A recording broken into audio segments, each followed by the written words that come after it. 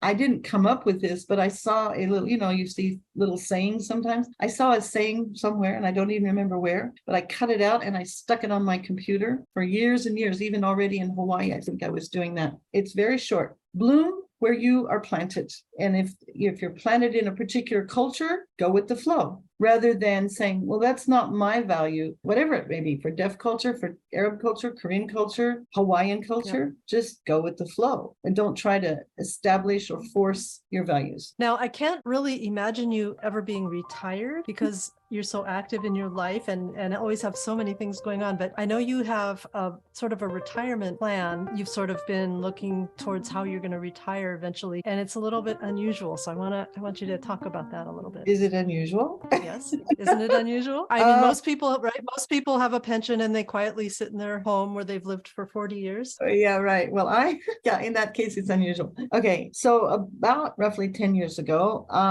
with some savings and some bank loan and whatnot, I managed to buy an apartment in Paris. Well, not directly in Paris, but just outside of Paris. I mean, like 13 minutes by subway. I don't mean like an hour's drive away. Like it's on the Paris subway system, but it's not within the walls of old Paris. So I have this place that I've bought and fixed up to some extent, put quite a bit of money into some repairs, and I've been renting it. And that's my plan, is to retire in France. People say, but you're American, aren't you going to go back to America? And I said, yeah, I will always come and go to America, but I've had this dream ever since I left France to live in Saudi Arabia. I said, I'm going to be back. I'm going to be back. I'm going to be back. And now that's the plan, that I'm going to retire in France, because I am fluent in French and I can handle myself, in both written and spoken forms. And I'm really, really looking forward to that, because the French cultural life is amazing. And, I have a small pension from France because I worked in France for 10, 11 years. So I do have already a small pension.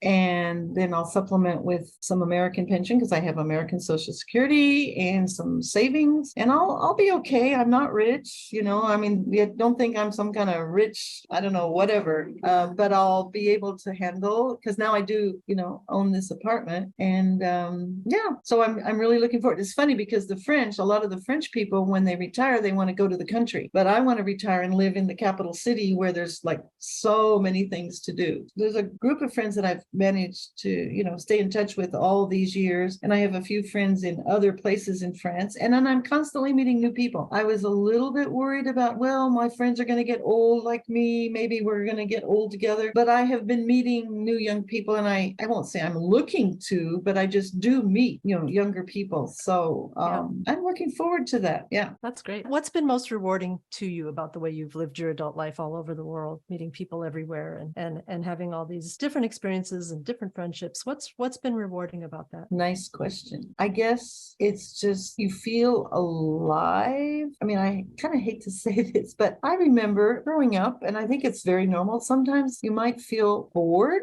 like there's boring moments, but it's somehow, I feel that ever since I stepped on that plane to take me out of, and I don't mean that the United States is boring. The United States is not boring. When I go back to America, I'm never bored now. But somehow I don't know what to call it, my sensitivities or something were stimulated. I really don't know how to describe it. All I can say is I'm never bored, and that somehow there's always something interesting to investigate. There's just so much to learn, so much that's different. And I like jumping into something new and different. I mean, I also like going back, like, here I am in Seoul, so I like to go back to my old haunts, go to the places I used to go. It's not like I only am looking for the new. That's a really good question. I'm not sure if I have a good answer. It's stimulating. I guess the short answer is living a life of multilingualism is stimulating, intellectually stimulating, and also emotionally stimulating. It's not just intellectually, yes, because you learn stuff. I remember when my parents came to visit me in Paris, and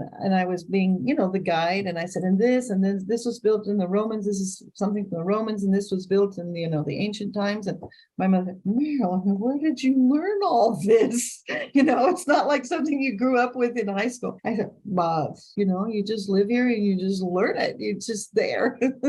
You mentioned before, I was going to ask you if you had a philosophy about how you live your life, and you talked about blooming where you were planted. That's a beautiful image. What advice would you give to people who are maybe older and Our feel like they age, want to right? embrace our age?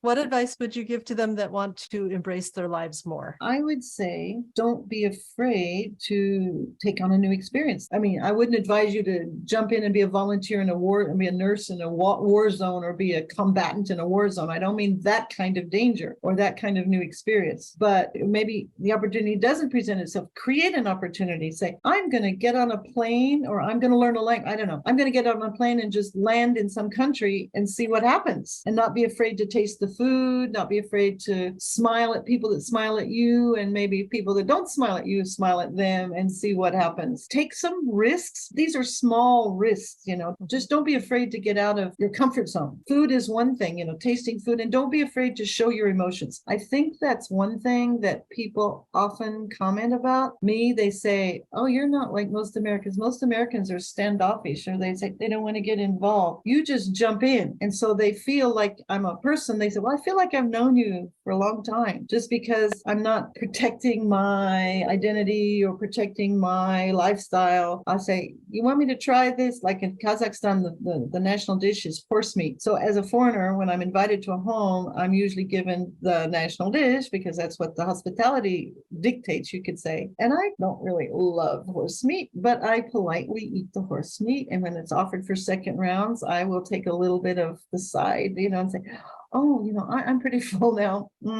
Please help yourselves. You love it so much. So just take mini risks, whatever a person can tolerate. And sometimes if nothing is happening to you, do something. It could be through volunteering. I see this with my brother, for example. He's been volunteering to help resettled refugees. And I don't know, there's some organization and he finds a lamp. This new family from Afghanistan needed a lamp. So he found a lamp, he brought the lamp, helped them out. They said, please stay for tea. And he says tea, so he says, and then they sat on the floor and then the tea was really sugary.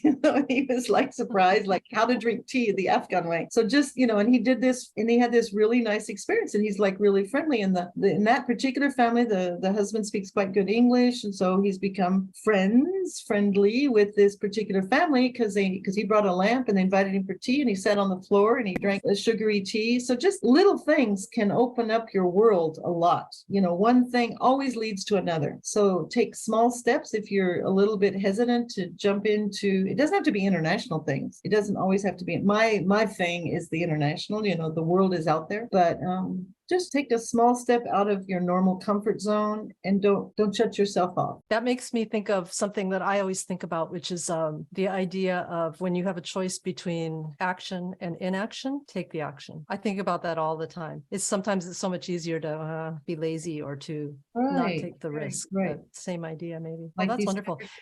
Like these conversations. Yeah, I guess so. You have lived an interesting life and continue to do so. What's ahead? What do you see ahead? More of the same? The big question. Huh? Yeah, that's the big question, my quandary. When I do take this retirement, I call it stop working for salary. I don't like this word retirement. Stop working for salary. I'm sure I'm going to get active. I mean, my game plan is to do some writing. People have been telling me for years I should write a book, but I have to find the thread. I don't want to just write the chronology of my life. I have to find the thread. Yeah, I've got some ideas about that. And then I plan to, like I said, when you ask me advice for people what to do, I'm going to be starting in a way, a new life, to be living in France. It's one thing to visit and see old friends and just be there, but I'm planning to volunteer in this local library. French children have Wednesdays off, or at least half a day off. And there's this local library near my apartment where they have storytelling for children. And I've already got my eye on this library. I'm going to go over there and volunteer to maybe be in English, the l'américaine that will read, and I can read in English, or I can be bilingual. I can read in English and then translate to French. And so that'll make me some friends, the moms of these little kids or the librarian ladies. That'll make me a new network of people. That's one of my game plans,